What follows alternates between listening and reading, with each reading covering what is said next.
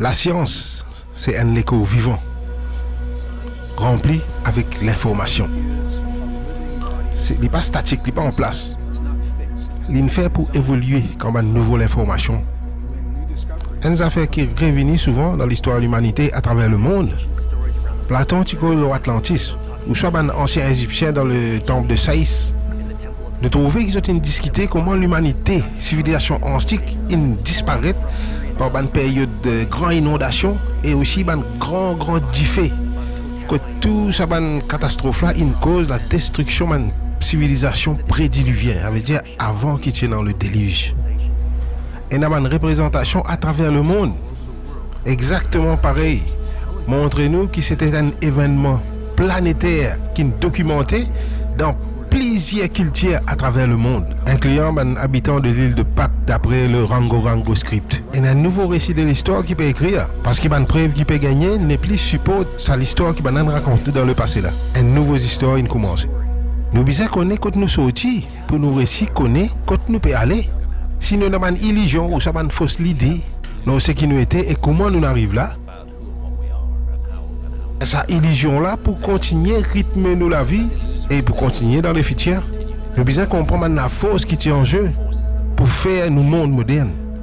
Ancien Sumer, c'est même l'endroit qui d'après les chercheurs, quand la civilisation, d'après ce qui nous connaît là, il prend naissance. Naissance de la religion, la première science, la première la guerre et surtout le premier écrit de l'humanité. À ce qui est resté, c'est un écrit qui est enterré en bas du sable du désert. Un archéologue avec un chercheur, il marifouille à l'endroit là pour récit gagner une preuve, puis autres récits prouvent la Bible et l'histoire du jardin d'Éden. En 1922, archéologiste anglais Sean Leonard Willey tient dans le sud de l'Irak, espérant trouver le fameux jardin d'Éden. D'après une tablette cunéiforme sumérien qu'ils ont découvert. À la place d'ont découvert l'endroit exact, ancien cité sumérien Our. Saban archéologiste là, Zotipérode prouve la Bible et Zoti financé par une société biblique. Donc normalement, Zoti obligé de retourner avec une information sérieuse, une preuve. Et Zoti pas prend compte une histoire qui tient à l'époque, une légende qui a été racontée, qui le jardin d'Éden lit ailleurs. En 1849, Zoti final fait la découverte de plusieurs milliers de tablettes cunéiformes dans le nord-ouest Our, dans l'ancienne cité Sippar et Nippur. Vers 1849, Henry Layard fait beaucoup de fouilles archéologiques à Sippar. Et il a découvert à peu près 20 000 tablettes sumériennes, acadiennes. Et parmi tous ceux qui ont découvert là, il y en a 12 là-dedans qui précisément causent le jardin d'Éden. Les cultures qui viennent après, que ce soit les Assyriens ou soit les Babyloniens, ils ont prospéré dans cet endroit-là. Ils ont parti sumériens et pourtant ils vénèrent et donnent beaucoup d'importance à tout ce qui sont sortis dans Sumer. C'est pour ça qu'ils ont dit nous récits liés à ce langage sumérien là. Parce que cette civilisation là, ils prennent ce texte sumérien là, ils traduisent ça dans d'autres langages et c'est ce qui nous permet nous disons récit décode récit craque ça ban langage là sinon nous parti pour récit si ça ban ancien culture là parti traduire ça langage sumérien là dit nous parti pour capable lire parti pour craque ça code là ce qui Anton Park in traduit c'est une version complètement différente de ce qui nous habitués dans la Bible de la Genèse par exemple. Pas juste ban mot in mal traduit mais aussi sur l'endroit qu'on l'y trouver aussi il fait rire. Dans mon texte biblique souvent nous lisons le ciel, le paradis. Ça sorti dans le mot grec paradisios qui veut dire un enclos, un parc pour les animaux sauvages. Pas paradis parce que ça terme là il mal traduit en jardin l'époque grec. Si nous retournons dans la traduction originale tablette sumérien, il dit à nous comme ça qu'il y a des hommes qui peuvent servir Dieu dans le jardin d'Éden, qui peuvent traiter d'autres comme des animaux. Comme des esclaves qui peuvent servir la communauté des dieux. Il y a un texte qui dit à nous qui ban humain qui peut servir ban Dieu dans ce jardin là, je suis bien content, je suis heureux. Mais les nous bien, les plis ressemblaient à un camp de concentration. Hein? Oui, nous avons aussi découvert le mot Karsak, qui nous traduit par la cité des dieux. Le jardin d'Éden, c'est l'endroit que le 4 la rivière Soroti. De là-dedans, il identifiait comment l'Euphrate et le Tigre. Je passe à travers l'Irak et viens dans la mer Arabique. Mais je commençais dans le sud-est de la Turquie. Et les autres de la rivière là aussi, ils identifiaient comment sortir dans le sud-est de la Turquie. Tout ce qui nous est dans cette terre, c'est ce langage cunéiforme sumérien là, qui décrit un nouveau style du jardin d'Éden, du paradis.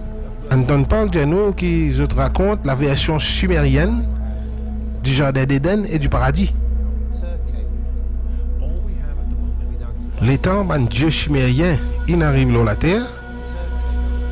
Zotin prend place, Zotin vinris là sa montagne là pour capable créer une colonie pour être capable de survivre.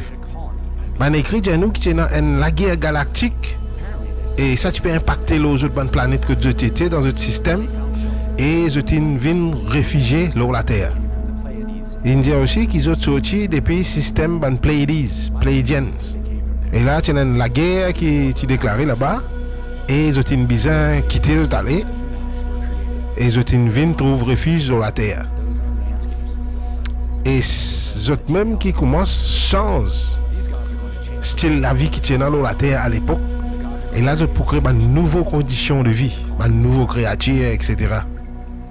Epic of Athrasis et les autres anciens écrits révèlent nous que la terre est administrée par un groupe de dieux, une assemblée de dieux. Pas qu'il y a un seul Dieu, mais il y a plusieurs dieux, un groupe de dieux.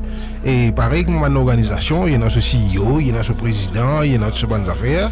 Ah ben, pour ensemble ces affaires-là, ah ben, il y a Enki, il y a Enlil, il y a Anu, etc. Enki avec Enlil dans le panthéon sumérien, ce dieu a un rôle marié important.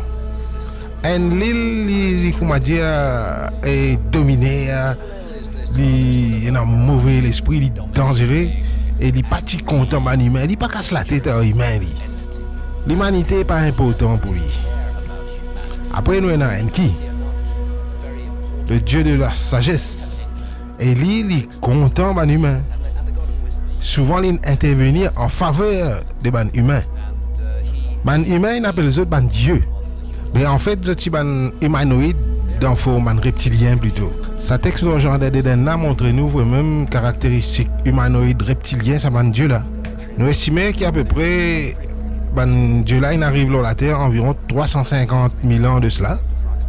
Et il remarque qu'il Homo sapiens il arrivait tout de suite après. Transformation génétique avec les autres encore, qui peut arriver souvent dans ces temps-là.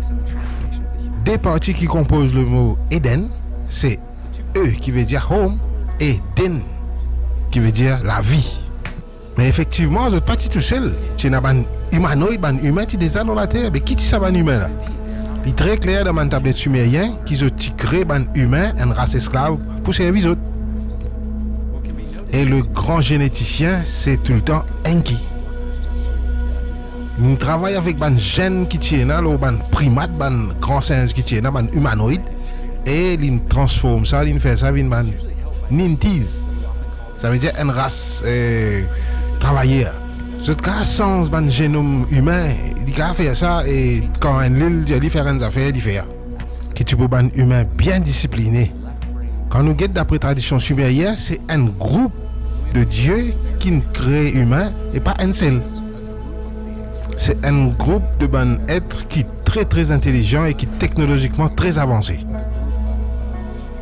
Quand sa création sumérienne est différent avec, par exemple, la tradition chrétienne, dans la tradition sumérienne, l'être humain il commence à créer à partir du sacrifice d'un dieu Anunnaki.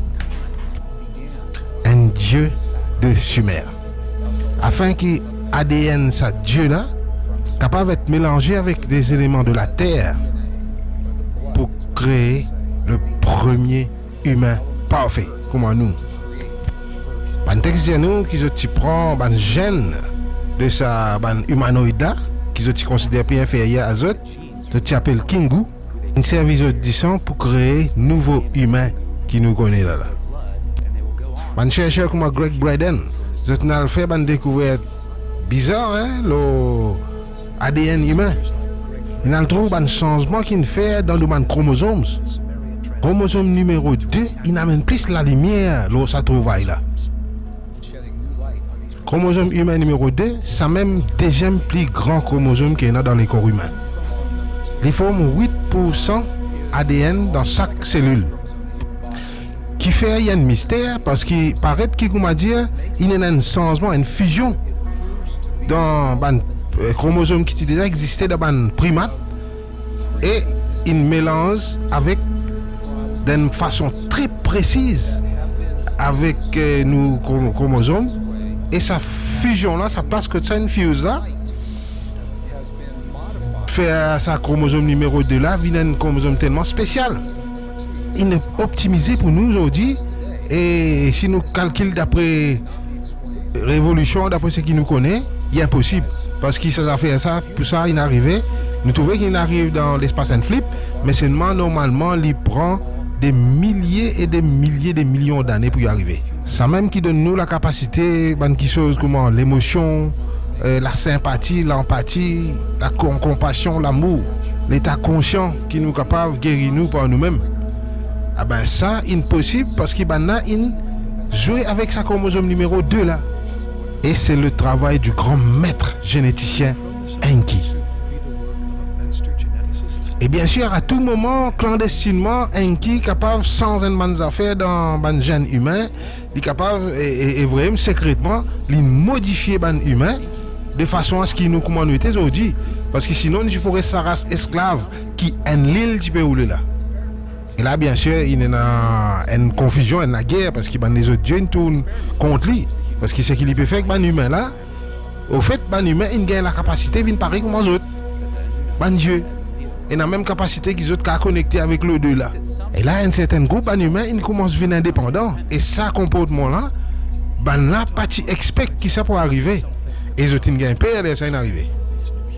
Humain est dans sa capacité de devenir plus que juste un esclave. Ils sont capables de pareil comme un dieu. Ils sont ressemblés, ils sont pareil comme un Anunnaki même.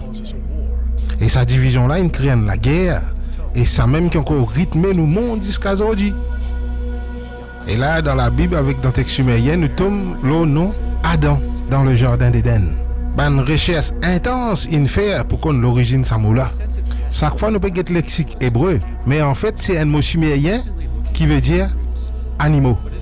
Là, nous comprenons qu'il y a un être humain qui est comme des animaux dans un enclos, dans un jardin, dans un parc, pour servir un dieu sumérien. Enki, il a envie de traiter les humains pareil comme les autres dieux, pareil comme les autres. À deux dieux sumériens là, Enki et Enlil, ils ont gagné un conflit, l'utilité des humains. C'est même qui nous donne naissance au serpent dans le jardin d'Éden.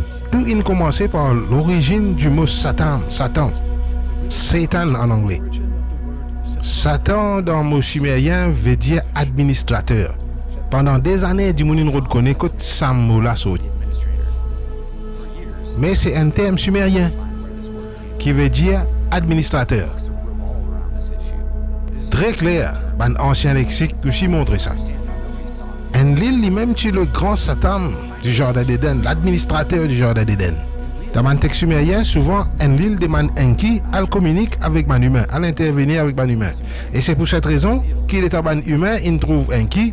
Normalement, je trouve un humanoïde dans forme un reptilien. Et dans ma tablette sumérien, bien souvent, on a appelé le serpent. C'est ça qui vient le serpent de la Bible. Tout celle qui un humain peut trouver. Et c'est pour cette raison qu'il est dans le trouver, je trouve le serpent. Et contrairement à la Bible, le serpent, il est un camarade avec un humain. Parce que la Bible rapporte nous. Il est pas content et il fait le diable.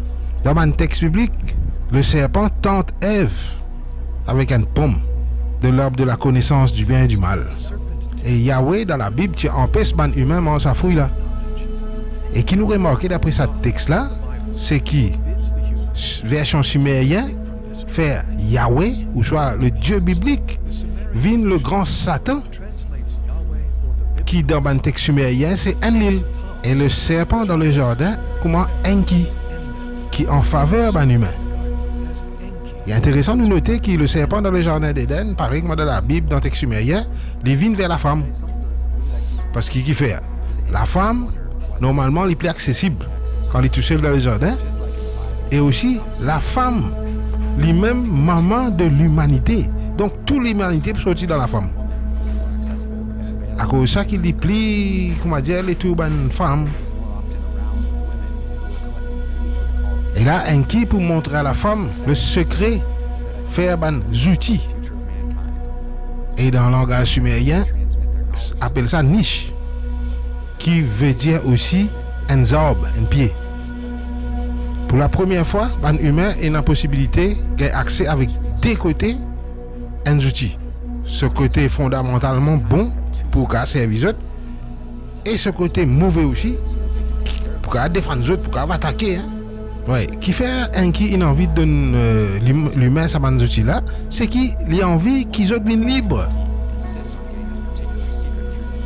Si vraiment une envie de l'humanité un outil, il y a deux possibilités. Soit c'est un outil ancien vraiment destructeur qui ban, il y a beaucoup de sociétés aujourd'hui là encore peut rôder partout, ou soit c'est un possibilité à travers votre ADN pour eux communiquer avec l'au-delà.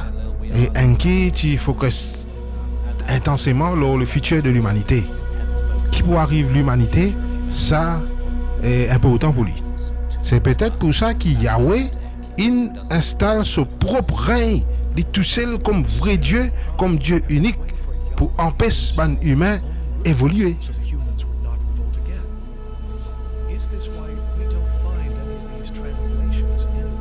Finalement, la Genèse n'est pas aussi claire que ça. Le livre de la Genèse est écrit entre 200 à 300 avant Jésus-Christ. Et il est important aussi de noter que la Bible qui contenait le livre de la Genèse le plus complet est daté 400 ans après le Christ.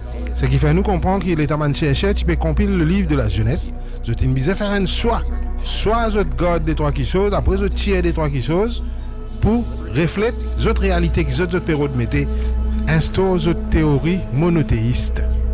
Ils ont mal traduit nous passer pour garder nous sous la coupole de Enlil, ou soit Yahweh. Les chercheurs comme Billy Carlson croient que la connaissance à Dieu sumérien là, c'est même qui vous donne le rythme du monde moderne. Quand nous regardons la tablette sumérienne là, nous trouvons que ça Dieu là, il vient dans la terre et Zotin élève l'humanité à un niveau de civilisation élevé. Et ça Dieu là, pas faire travail là par eux même. Mais tu as un humanoïde qui là travaille pour eux, un esclave. Est-ce que ça Dieu là, il crée nous d'après les autres images? Est-ce que le jardin d'Éden n'est pas de commencement pour un Dieu sumérien, mais aussi pour un humain? Graham Hancock croit qu'il n'y a pas tout qui est effacé. Et il y a les autres textes anciens qui causent même histoires. D'après les gnostiques, nous l'histoire, il bafoué et il embête nous. Sa entité qui nous apprend, appelle Dieu là, Yahweh, au fait, c'est pas ce qui nous peut penser là. Worship is no such thing.